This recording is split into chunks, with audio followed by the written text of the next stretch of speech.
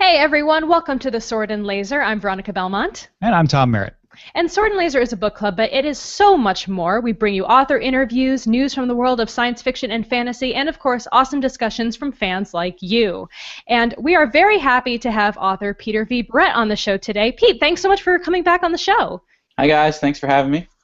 As you probably all know, he's the author of The Demon Cycle. First volume was published in the UK by HarperCollins Voyager imprint in 2008 as The Painted Man, and in the US by Del Rey Books as The Warded Man. We discussed that with him, sort of the machinations of that last time he was on. But we're excited, Peter, because you've got a new volume coming out. Yeah, finally. In true epic fantasy author fashion, the books take a little while in between each, so it's been just over 2 years since the last one, The Daylight War, but Skull Throne is going to be out in less than 2 months, and I'm all excited about it. Super happy with how this book came out, and so I'm at the stage where I'm just eager for people to be able to read it. Now, the secret is, though we are recording this early, the podcast is actually going to come up a mere 6 days. It's coming out in like 2 days. So you are super excited because it's coming out this week. Because it's totally March 25th right now. Oh, I'm thinking too linear. Yes. No, seriously, we get so many time travel problems with this show. It's an issue. We have to use the future past conjunctive. You should make up a tense just for this sort of thing. Yeah, exactly. So Skull Throne is out March 31st, but there's a way to buy it early. It is out at Emerald City Comic Con, which I will be appearing at starting on March 27th. They have special permission from the University Bookstore to sell the book 4 days early, so I will be on hand to sign them if you pick one up at Emerald City Comic Con, and I really think you should go to that because it's going to be an awesome convention. Now, do you have to do tons of press for this? Is this the kind of thing where you're going to be traveling around to all the cons for the next few months? Oh, yeah. I have 10 days of touring in the US, 10 days of touring in the UK, a bunch of scattered conventions, and at some point, once we find out when the translation dates will be, I'll probably be going to Germany and Poland as well. Maybe a few other countries too. I'm going to be on the road a lot this year, which I have author anxiety about, but I'm also really excited for the chance to meet fans and talk to people, but you kind of become an author because you want to sit alone in a room and, tinker with something, and then after you get published, it's suddenly like, oh, by the way, you have to dance on a ball in front of a crowd. Yeah. If you want to be able to pay the bills for the electricity to sit alone in that room, you need to go out here and talk to all these people. It's kind of crazy. It's true, and like it's something that I get better at. I've gotten much better at it over the years. I'm not nearly as anxious about talking in front of people as I used to be, but particularly when you write these sort of like big doorstopper books that I do that take 2 years to put out, it's a weird transition when you go from, being by yourself for 18 months or whatever to suddenly switching to promotion territory where like now for the next few months you have to go out and be active and social and friendly and travel around and then go back to hiding in a cave for another 2 years. And get back to work. That's why we do Sword and Laser this way now, so that you can stay in your cave but still promote the book. We're trying to give you the best of both worlds. Well, you can tell from how dark it is in here that I'm in my author cave. I'm in my migraine cave. So my question for you is, there's been 3 books out so far in the Demon Cycle series, but was it always intended to be a trilogy and now you're just writing more books, or is it more of an extended world kind of series? This is something that this is like a bit of misinformation that I've been fighting since the very beginning. When I originally pitched this series to Del Rey Books, I guess to a lot of publishers, but when I originally pitched the series, I pitched it as 5 books. And because I was a new author and nobody had ever heard of me and they didn't know if the books were going to be successful or not, they said, well, we'll buy 3 and see how it goes. And if they sell well, you can do all 5, and if they don't, you're going to have to find a way to close it out in 3. And so about halfway through the second book, the first book had just launched and was doing really well, and about halfway through I said, hey, look, I need to make a decision right now. If like there are a bunch of things that I would like to explore, but I can't do it if there's still a chance that I might have to close it in 3. And so after talking to my editor and talking to my agent a little bit, I just decided to roll the dice and write as if I was writing 3 books or 5 books and see where it took me. And thankfully, the books have done well enough that there was never really a question. The story has threatened to grow in the telling, so I probably could have stretched it out to more books without really artificially adding to the story. But it's become, I've made promises to end it in 5, and I'm going to hold to that if I at all possibly can.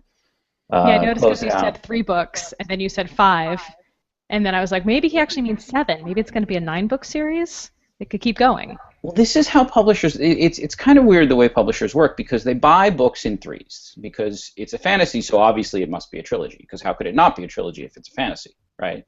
So when I pitched 5, I think that threw a wrench in the works right away.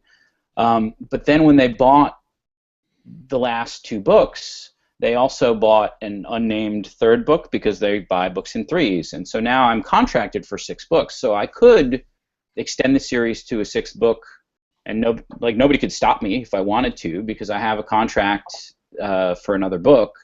But my plan is to end the series firmly, close off the storyline for all of the main characters, and then write 1 or more books set in the same world with some shared characters that can keep the story going in a lot of ways, but there will still be closure for people who just want to read that 5-book series and be done.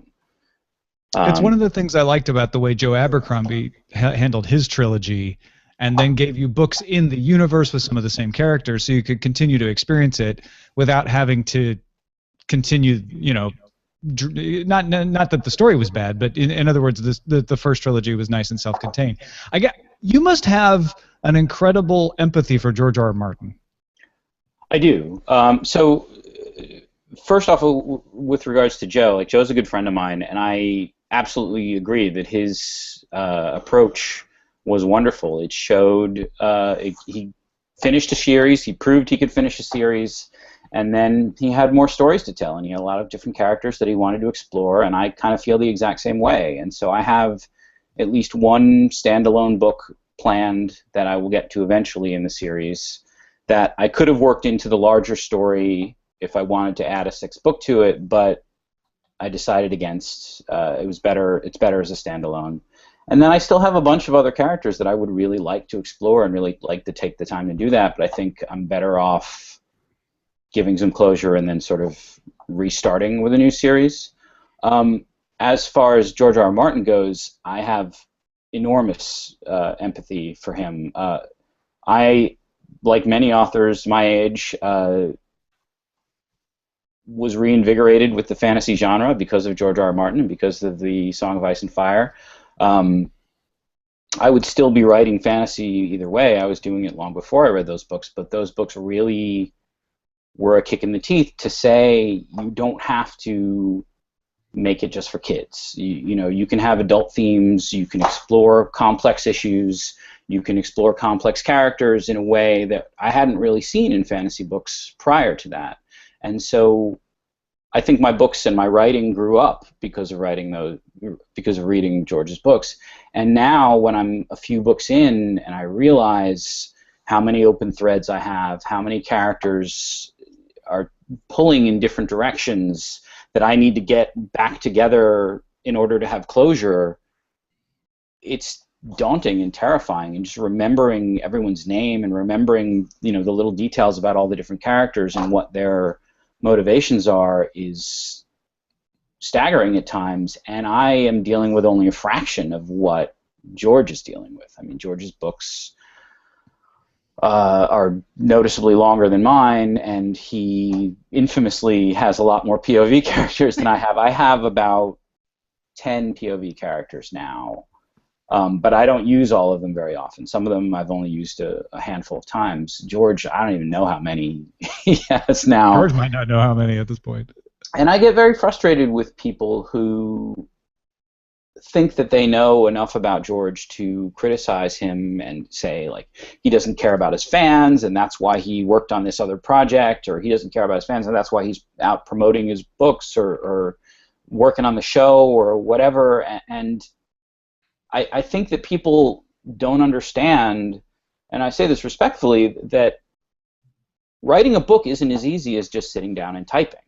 There's a lot of problems that you need to work out in your story in your head before you can sit down and write those things out. Or sometimes you'll sometimes you'll know what's going to happen, but you don't exactly know how all the characters are going to feel about what happens. And how they feel about what happens is where the meat of the story is. That's what makes the reader feel for them and feel for what's going on. And if you don't have that, or you don't have the angle for that, or sometimes you'll have a number of POV characters all together, and you know what happens, but whose eyes is the reader going to be sitting behind when it happens? Who's the person that's has the most agency, or is in the most pain, or is dealing with the most important issues, so that you can be in their head when it's all happening?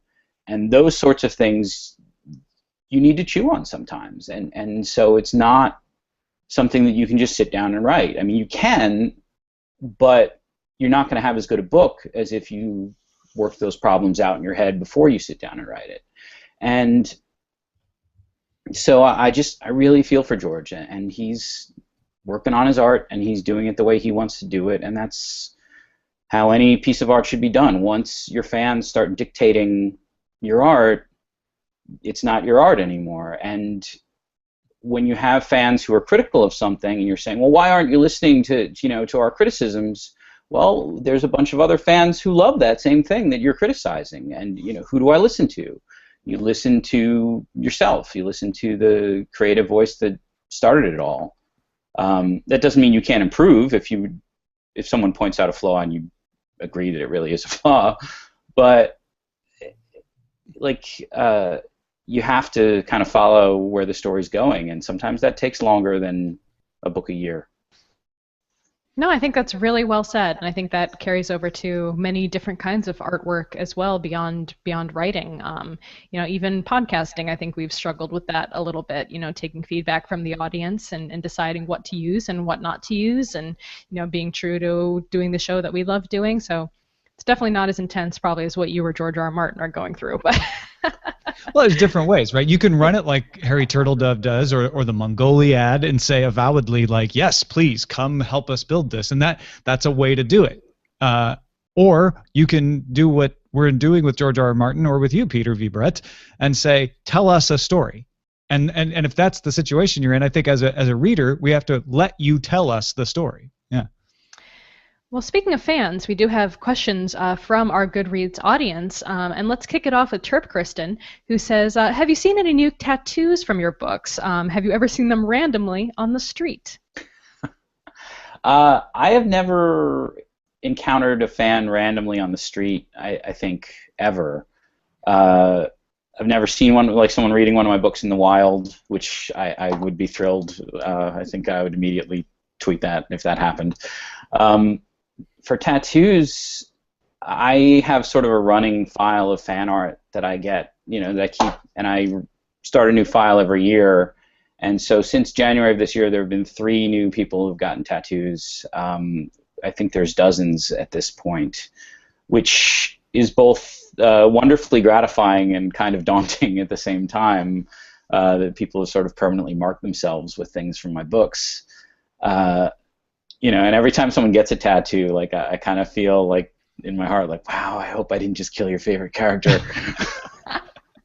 It's a very real fear to have in this world, I think. Well, yeah, especially in this book coming up. There's a bit of. I'm not gonna give any details, but there's a body count, and some of them may be significant. Those tattoos just become in memoriam. They have to get a little banner underneath saying the year in the book that person died. So I'm having a fan art contest that just ended on Sunday for people to win advanced read copies of the new book, and I had 8 copies to give away, and so I just said, people pick your favorite scene from the book, and in some form of art do something that expresses that scene. And so I got cosplay and digital art and hand drawings and tattoos. One person made a stop motion video out of Legos. Another person made a incredible animated video, and 3 different people entered with tattoos that they had just gotten, some of which are spectacular, like really gorgeous, gorgeous art. So it's been amazing to see. I have a really hard time the next day picking the winners because there's about 15 people that I want to win, and I have 8 books to give out. There's a limited print run on the ARCs, and so I get my hands on as many as I can, but there's only so many that I can get. So it's going to be a hard decision figuring out who's going to win. But that must be the best kind of like gratification too, to see people making something creative out of this world that you've built. It feels amazing, and to see the characters that I have clearly pictured in my head, see how other people picture them, and see how other people feel about them, like, is always amazing to me, and shows just how differently people perceive what you're doing. I love fan art so much. I used to make fan art. I still make fan art sometimes myself, and so it's wonderful to see other people doing it. And I will give away. I tend to give away a lot of prizes in addition to whatever the grand prize is. So the grand prize is advanced read copies of the book. But I had another smaller novella in the Demon Cycle that came out earlier this year, and I have arcs of that, and leather-bound versions of that have interior art, and so like I can give away prizes to everyone. I just can only give away the big prize a few times. Well, it's a good problem to have. At least you have good stuff to choose from. Yeah, I should be so lucky as to have this problem forever. Yeah. So Sky wrote in a question. He asks, do you have a personal philosophy you are trying to express through The Warded Man? And Sky wonders, does it have anything to do with Ayn Rand? No, it does not. That was the best face ever, by the way. I think that it's impossible to entirely keep my personal philosophies out of my writing, but I do my best to have a variety of characters, all of whom have different points of view, all of whom have a different way of looking at the world, some of whom are very different from my way of looking at the world, and I put them in situations and I let them work things out. And I think if there's any philosophy that I'm trying to express, it's that the people that you think you know, maybe you don't know as well as you think you do. And so I've made a point over the course of the series of introducing characters as antagonists, and then in the next book make that character the protagonist, and get to see the world from their perspective, and get to see how in many ways they're as much a hero as the person you thought they were the enemy of. And that, I think, keeps broadening the world, keeps widening the world, keeps showing that the world isn't as simple as people may think, and how in the end it may be that both sides have some real wrongs that they're trying to fight against, but also some real wrongs that they've committed, either intentionally or inadvertently, that they have to take responsibility for. I am certainly not extolling any of the philosophies of Ayn Rand. Or are you? No, I'm just joking. That was a terrible joke. That wasn't even a joke. Why did I even say that? I just thought maybe you... It was super funny, really. It was super funny? Thank you. Okay. Who is John Galt? I don't know. What is happening? Trike wants to know, the Warded Man books hint that they take place in a distant future on our world. Is this the case? Was this inspired by Shadowrun's notion of magic suddenly reappearing in the world? Also, movie news. Give it to me. Okay, so the first question, there are hints that it is a world very similar to ours. Whether it is precisely our world or not, I haven't said, and I don't intend to say. I know the answer, and I don't know, maybe someday after the series is done, I'll like when I'm a crazy old man, I'll like let it out in an interview. Like Fahrenheit 451 wasn't about censorship; it was about the horrors of TV. Right. And crush the dreams of all my fans. This one's for you, Trike. But I think the story is better served by never really giving that away. At no time was one of my characters going to find like an ancient iPhone in a cave somewhere, or like The head of Statue of Liberty on the beach somewhere. But I mean, the world that the characters are in was once a technologically advanced world, not dissimilar to our own, and then demons returned and beat it back down into the Dark Ages. And so you have books of science and technology that the characters sometimes find that give them more technology than they know what to do with.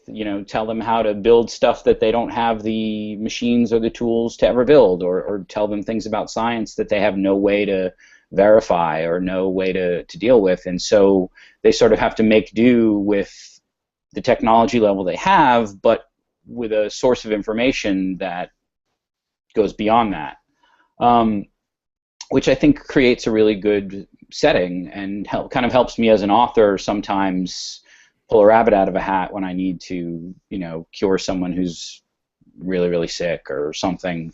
And technology will be coming back into the world as they sort of gain a foothold against the demons that are attacking. Technology and magic will be getting stronger as the humans get stronger, and that's something that will escalate at the same time that the demon antagonists escalate. So that covers that question. What was the rest of it? Movie news? Yeah. There's no movie news right now. We came extremely, like the books were optioned. We came extremely close to having something happen. We were trying to get funding from a number of sources instead of just going to one studio. I had a major director attached to it, a major producer attached to it. But it was at an earlier stage in my career. I hadn't reached the point that I've reached now, and we just couldn't get quite enough funding. Like we needed, I forget what the number was, but we were maybe 2/3 of the way we needed to make it happen. When you're doing a movie that has to be, like by its nature, has to be kind of special effects heavy because you've got demons and you've got magic and you've got people with superpowers, you need a budget for that. And it's one thing to have someone option your movie and pay you a small amount of money to sit on it or maybe do something with it. And it's another thing to have a studio or a bunch of investors say, yes, here's $100 million to make that happen. And so we got really close, and it didn't happen, and the option has expired, so it's sort of in limbo right now. I still have a very good relationship with the director and the producer, and it's not out of the question that they'll do something with it again or that someone else will come along and snatch up the rights and do something with it, but right now it's not happening. But I never allowed myself to really think that it was going to happen. It was the same thing with a video game. We came very close to having a video game happen, and events that were beyond my control or the control of the people who wanted to make it made the deal fall through, and that's how it goes. But I set out to be a writer. I set out to write books, and that has exceeded my wildest dreams, in terms of success. And so if they make a video game or a movie or a TV show or something someday, that's great, and I'll be super excited about it. But if my career is just writing books, like that's all I ever wanted it to be. Our next question comes from Drew, and I have to say this is the kind of question that makes me know that we're dealing with somebody who has a very dedicated fan base. Drew asks, is there a significance that I might have missed to the number of sides to each die in an Alagae Aura set? And I don't know if I'm pronouncing that right, but Alagae Hora are okay. Dice carved from demon bones that the Dama Ting, who are the priestesses in the books, use to tell the future. And so they are very similar to the polyhedral dice that we use in Dungeons & Dragons or other role-playing games. But I added one extra die, which is the 16-sided die, because I wanted 7, because 7 is a holy number.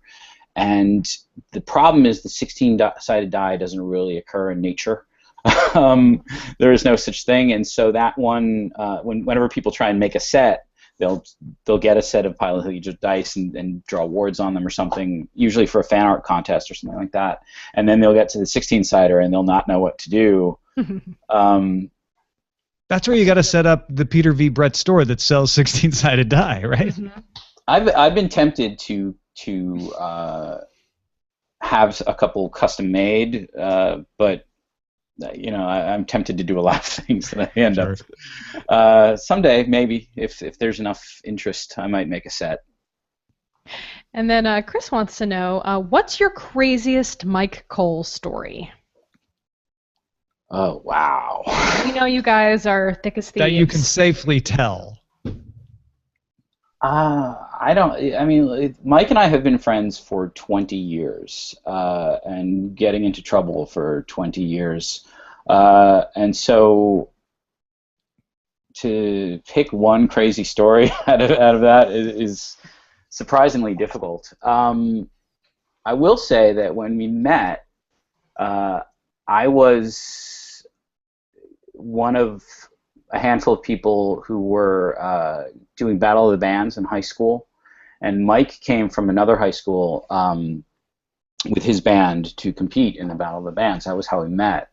And he was the singer in a thrash metal band. He had hair down to his ass, and showed up in like ripped up t-shirts, like with his muscles all out. And he couldn't really sing, so his singing style was that sort of like speed metal, like where you couldn't really have any idea what he was saying, but like it was sort of in tune with whatever the music was.